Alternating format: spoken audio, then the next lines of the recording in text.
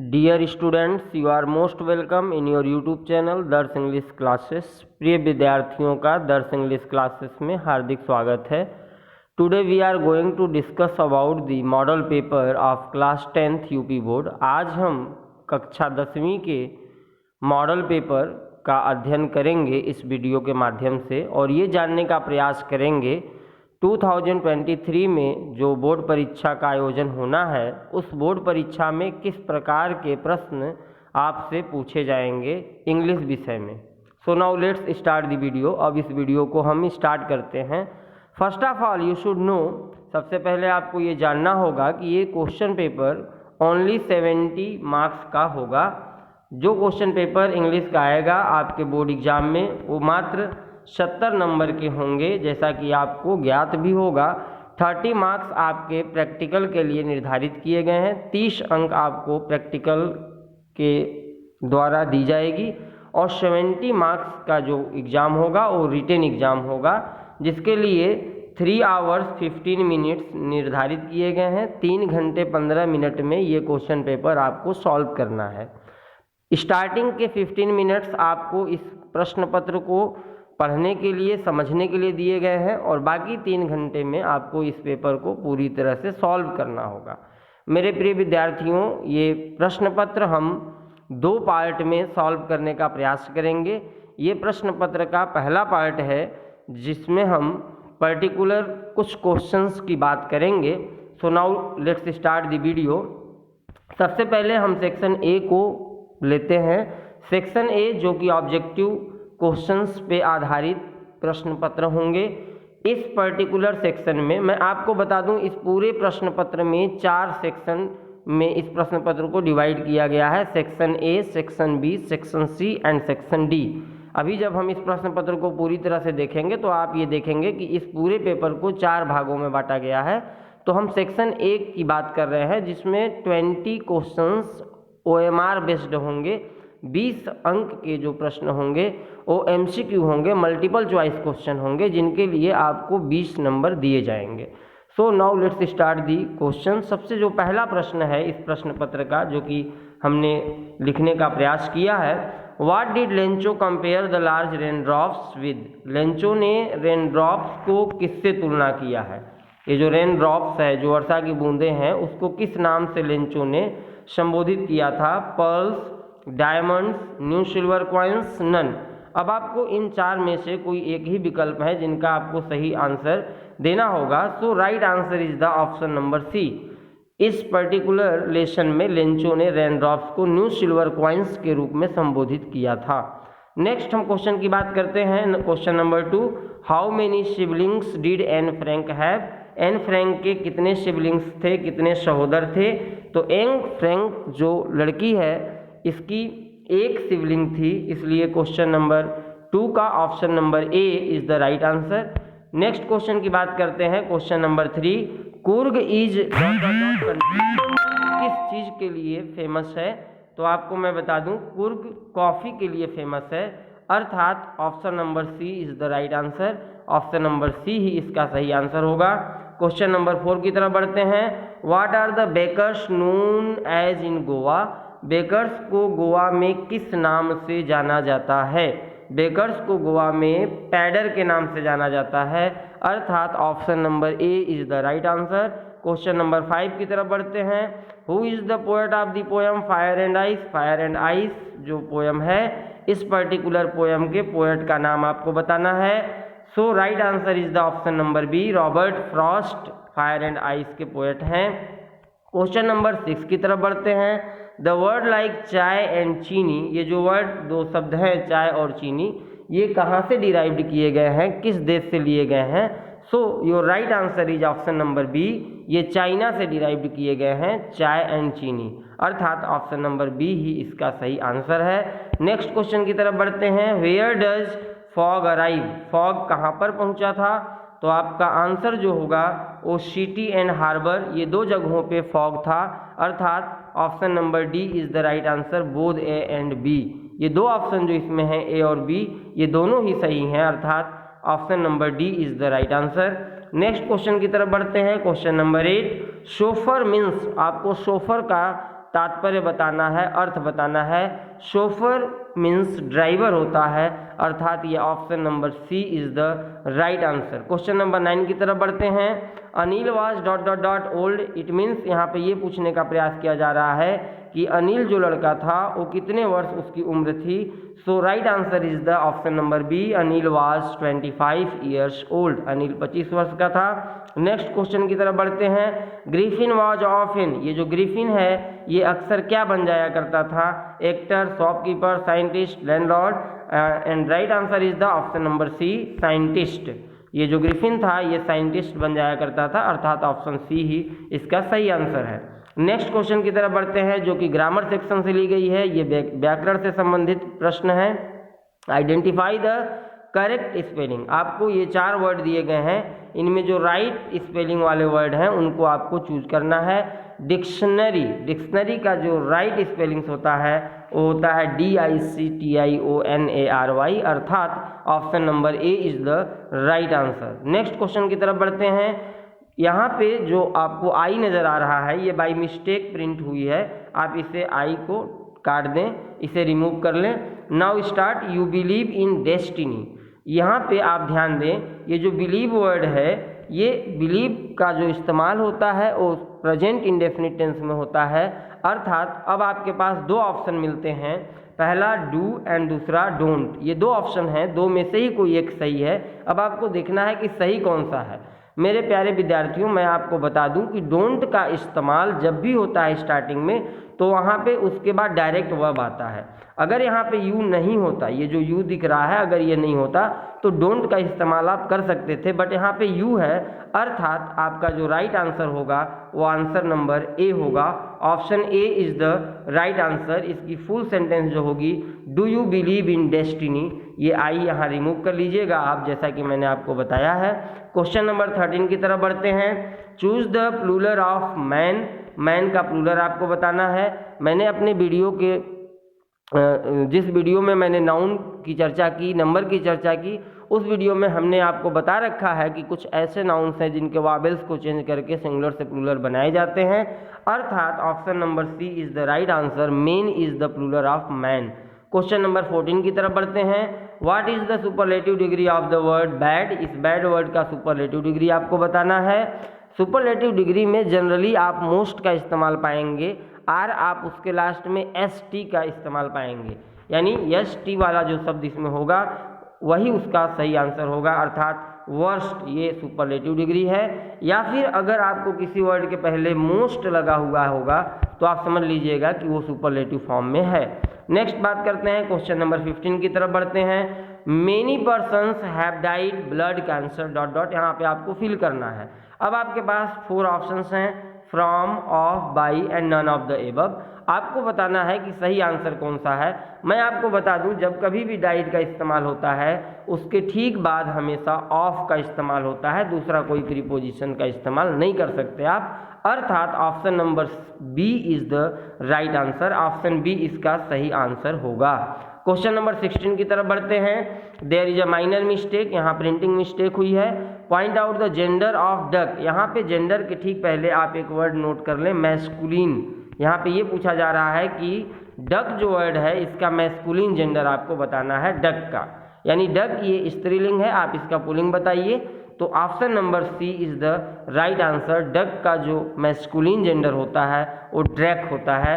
Question number 17 की तरफ बढ़ते हैं। Identify the linking verb sentence, आपको सेंटेंस दिए गए हैं, इस सेंटेंस में ऐसे सेंटेंस की आप बात करेंगे जिनमें लिंकिंग वर्ब्स का इस्तेमाल हुआ है।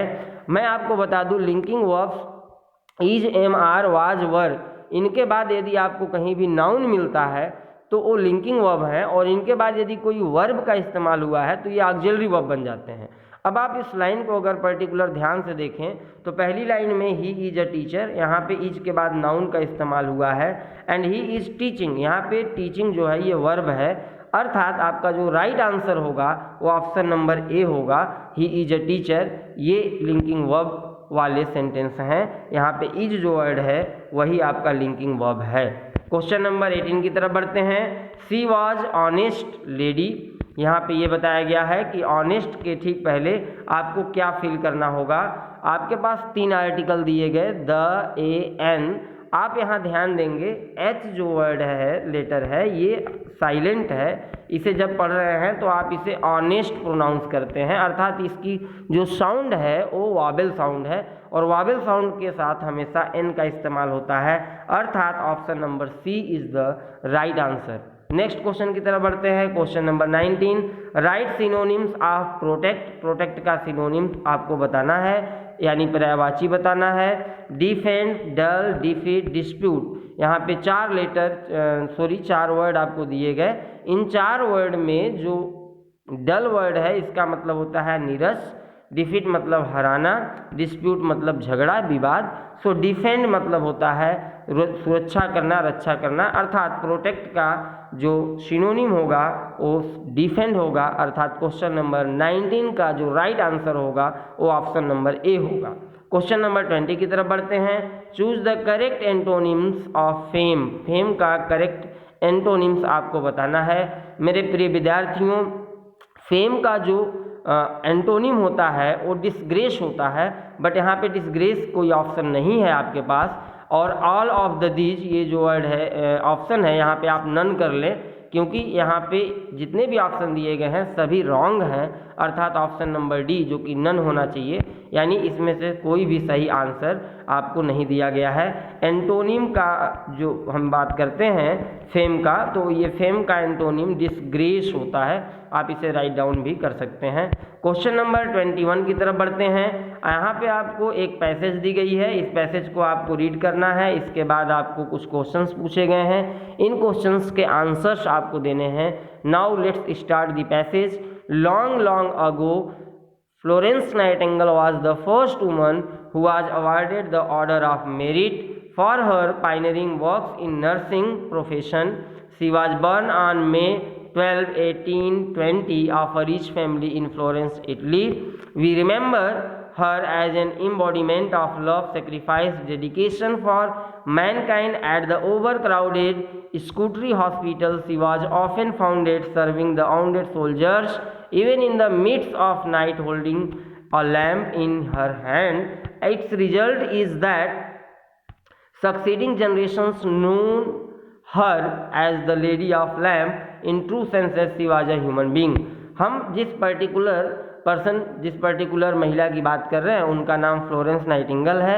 ये फ्लोरेंस नाइटिंगेल जो है ये मानव के प्रति इनके दिल में जो प्रेम था, जो सेक्रीफाइस था, जो समर्पण था, इनके लिए इनको ऑर्डर ऑफ मेरिट के पुरस्कार से भी संबोधित किया गया है। साथ ही साथ ये नर्सिंग के प्रोफेशन में जिस तरीके से ये भूमिका इन्होंने निभाया था ये भी बड़ा इम्पोर्टेंट था इनके लाइफ का। और ये यहाँ तक कि मिडनाइट में, आधी रात को भी ये अपने हाथों में लैंप लेकर के वाउंडेड सोल्जर्स का उपचार करती थी, इसीलिए इन्हें लेडी ऑफ लैंप के नाम से भी जाना जाता है। In true sense she was a human being, अगर सही अर्थ में देखें तो ये वाकई एक बहुत ही मानवता का बहुत बड़ा एग्जाम्पल, बहुत बड़ा उदाहरण थी अपने आप में। नेक्स्ट अब हम क्वेश्चंस की बात कर लेते हैं। क्वेश्चंस स्टार्ट होते हैं। Why do we remember Florence Nightingale. पहला प्रश्न ये है कि हम फ्लोरेंस नाइटिंगेल को क्यों याद करते हैं। We remember Florence Nightingale for her love, sacrifice and dedication for mankind. अभी अभी आपने पैसेज में पढ़ा कि हम नाइटिंगेल को लोगों के प्रति उनके दिल में जो लव था, जो सेक्रीफाइस था और जो डेडिकेशन था, जो समर्पण था, उसके लिए हम उन्हें याद करते हैं। क्वेश्चन नंबर बी की तरफ बढ़ते हैं। When was Florence Nightingale burn. Florence Nightingale का जन्म कब हुआ था। Florence Nightingale was born on May 12, 1820। यहाँ पे माइनर मिस्टेक है, आप इसे नोट कर लें, ये 1820 है जैसा कि अभी आपने पैसेज में देखा है। फ्लोरेंस नाइटिंगेल का जन्म 12 मई 1820 को फ्लोरेंस में हुआ था, जो कि इटली में है। In the above passage who is the source of inspiration. इस पूरे पैसेज में कौन सा व्यक्ति इंस्पायरेशन का, प्रेरणा का स्रोत है। नाइटिंगेल, जैसा कि आप जानते हैं Florence Nightingale is the source of inspiration in this passage. Next हम क्वेश्चन की बात करें। Select the word which mean opposite to the word hatred. Hatred का अपोजिट वर्ड आपको इस पैराग्राफ में ढूंढना था, जो कि लव है, अर्थात love is the right answer. Question number ई की तरफ बढ़ते हैं। Find same meaning of the word arise. Arise जो वर्ड है इसकी सेम मीनिंग वाले शब्द आपको ढूंढने हैं। अराइज और होल्ड दोनों का तात्पर्य एक ही है, अर्थात hold is the right answer. Question number B की तरफ बढ़ते हैं जो कि राइटिंग से संबंध रखता है। नेक्स्ट हम अगर बात करें, write an application to the principal of your college requesting to grant you full fee concession. आपको एक एप्लीकेशन लिखना है अपने प्रधानाचार्य के पास कि आपको फुल फी कंसेशन मिले, आपकी पूरी फीस माफ़ी हो। Write a letter of condolence to your friend on the death of his mother. या तो आप एक अपने मित्र को पत्र लिखिए, उसकी माँ की मृत्यु हो गई है और आप कंडोलेंस के लिए, सांत्वना के लिए उसे आप एक पत्र लिखिए। ये आपको 4 मार्क्स के लिए आपके पेपर में आएंगे। नेक्स्ट अब हम इस पर्टिकुलर क्वेश्चन का आंसर की अगर हम बात करें तो हम इस पर्टिकुलर क्वेश्चन में पहला जो क्वेश्चन था एप्लीकेशन, उसकी हम बात कर रहे हैं। 2 आप ध्यान दें, जब भी आप लेटर राइट करेंगे टी बड़ा होना चाहिए। 2 के बाद कॉमा अवश्य लगाएं। द प्रिंसिपल कॉमा जरूर लगाइएगा। KBGIC बघाड़ू सोनभद्र, यहाँ पे आप अपने किसी भी विद्यालय का नाम लिख सकते हैं। अब आप सब्जेक्ट में सब्जेक्ट जरूर लिखें कि आप एप्लीकेशन किस लिए लिख रहे हैं। You are writing an application for granting full fee concession. आप चूँकि फुल फी कंसेशन के लिए आप एप्लीकेशन लिख रहे हैं, अर्थात आप इसका सब्जेक्ट डाल सकते हैं application for guaranteeing full fee concession. Next अब आप इस लेसन को आप स्टार्ट करेंगे। इस पर्टिकुलर जब एप्लीकेशन को लिखना शुरू करेंगे तो आप रेस्पेक्टेड सर लिख सकते हैं या ओनली सर भी लिख सकते हैं, उसमें कोई दिक्कत नहीं है। अब आप इसको यहाँ से शुरू कर रहे हैं, आई एम ऋतिक कृष्ण। आप इसको दूसरे तरीके से भी स्टार्ट कर सकते थे, with due respect I beg to say that I am Hrithik Roshan student of class 10th B. आप चाहें तो इसके आगे जोड़ सकते हैं, with due respect I beg to say that I am Hrithik Krishna a student of class 10th B. I am writing this letter to request you to grant full fee concessions due to my bad economical condition. आप ये बताना चाह रहे हैं कि मैं कक्षा 10वीं B का छात्र हूँ और मेरी इकोनॉमिक कंडीशंस ठीक नहीं है, इसलिए मैं अपने फी में, अपने शुल्क में फुल कंसेशन चाहता हूँ। एज यू नो, जैसा कि आप जानते हैं, आई am a scholarship holder student. आप ये बता रहे हैं कि मैं एक स्कॉलरशिप होल्डर स्टूडेंट हूँ, मैं एक छात्रवृत्ति पर आधारित विद्यार्थी हूँ जो कि छात्रवृत्ति के द्वारा अपनी स्टडी, अपनी पढ़ाई करता है। सिंस लास्ट 3 ईयर्स, पिछले 3 वर्षों में, my academic progress is very good. मेरी जो एकेडमिक प्रोग्रेस है वो बहुत अच्छी है। I am a participant in sports team. Sport team में भी मैं पार्टिसिपेट करता हूँ। That indicates I am also good in co curricular activities. और ये इस बात को इंडिकेट करता है कि मैं को करिकुलर एक्टिविटीज़, जो शिक्षा सह क्रियाएँ हैं, उनमें भी मैं अच्छा हूँ। But I can't pay school fee in this year. लेकिन मैं इस वर्ष अपने स्कूल फ़ी को पे नहीं कर सकता, because my family is going through bad economic conditions. चूँकि मेरे परिवार की इकोनॉमिक कंडीशंस ठीक नहीं है। I think you will help me in my bad days. और मैं ये उम्मीद करता हूँ कि आप हमारे इस बुरे दिनों में हमारी सहायता करेंगे।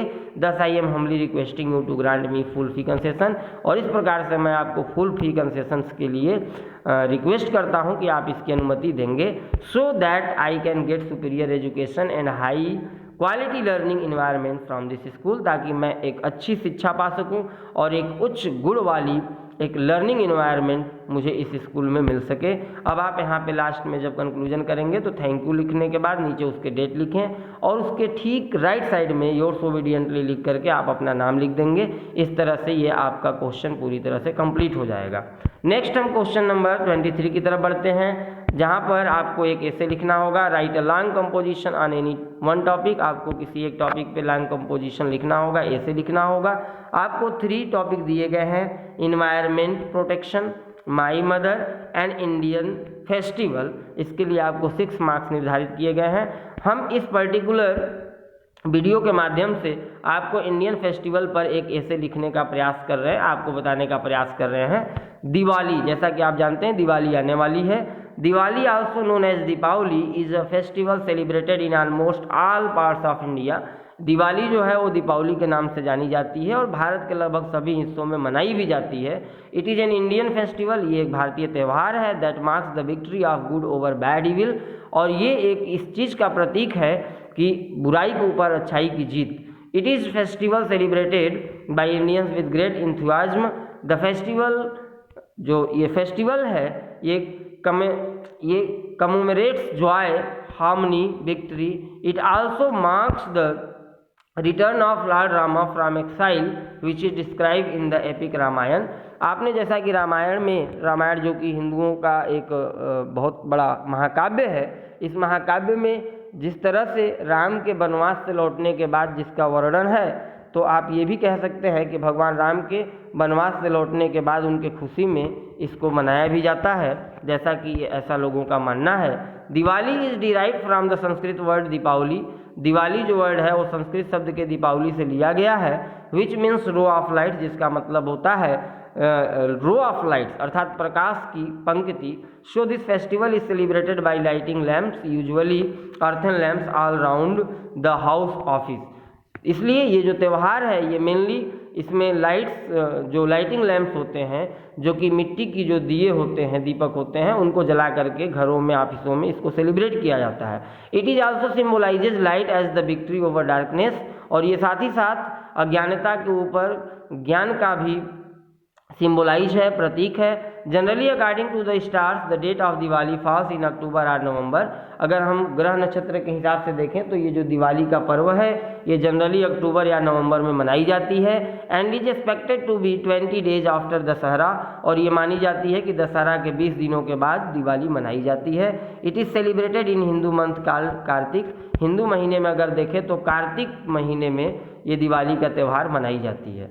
इन India it is a festival of fun and happiness. Bharat में ये बहुत ही फन और हैप्पीनेस का त्यौहार है. People decorate their homes and offices with various lights, cook delicious food, exchange gift and share happiness. Indian businesses consider Diwali the first day of the financial new year. इस त्यौहार के दिन लोग अपने घरों को, दफ्तरों को तरह तरह के लाइट से, तरह तरह के भोजन से, तरह तरह के गिफ्ट उपहारों से खुशियों को मनाते हैं. और जो भारतीय जो व्यापार है, जो व्यवसाय हैं, वो ये माना जाता है कि दिवाली से ही उनका फाइनेंशियल ईयर, वित्तीय वर्ष शुरू होता है. जैसा कि आपको जैसा कि आपको ज्ञात होगा कि जो आढ़त वगैरह होते हैं, जो बड़े बड़े व्यापारी लोग होते हैं, उनकी जो लाल बही होता है वो दिवाली से चेंज हो जाती है. Diwali celebrations go on for 5 days. Diwali का सेलिब्रेशंस 5 दिनों तक चलता है. द 5 डेज आर, ये जो 5 दिन हैं उनके 5 नाम हैं, जिसमें पहला धनतेरस, दूसरा नरक चतुर्दशी, लक्ष्मी पूजा, गोवर्धन पूजा एंड भाई दूज. ये 5 तरह के 5 दिन मनाए जाते हैं. The first day of Diwali celebration mark Dhanteras. पहला दिन धनतेरस के नाम से जाना जाता है. Are the worship of wealth. इस दिन वेल्थ की पूजा होती है. On this day goddess Lakshmi is worship. इस दिन देवी लक्ष्मी की पूजा होती है. And there is custom to purchase something precious. और ऐसा ये कस्टम है, ऐसा रीति रिवाज है कि इस दिन कुछ न कुछ बहुमूल्य चीज़ों को खरीदी जाती है धनतेरस के दिन, और ऐसा हिंदू लोग करते आए हैं.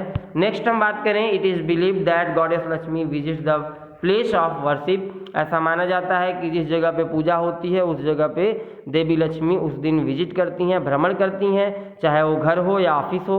On Diwali and blesses them. और वहाँ पे जा करके वो ब्लेसेस करती हैं, वरदान देती हैं. Hence a lot of discipline and devotions goes into the celebrations of this festival. इस प्रकार से अगर हम देखें तो तमाम तरह की इसमें सिस्टम, रीति रिवाज, तरह तरह के भक्ति इन त्योहारों में देखने को मिलती है.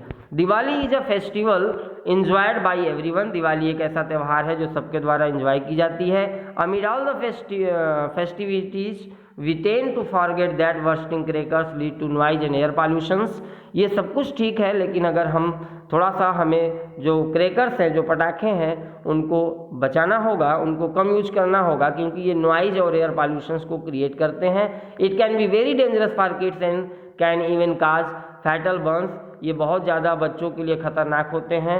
और बर्स्टिंग क्रैकर्स जो पटाखे फोड़ने की जहाँ तक रीति रिवाज है, reduces air quality index and visibility in many places. उनसे कई जगहों पे जो एयर क्वालिटी इंडेक्स है उसमें गिरावट आती है, साथ ही साथ विजिबिलिटी जो होती है वो भी कम हो जाती है.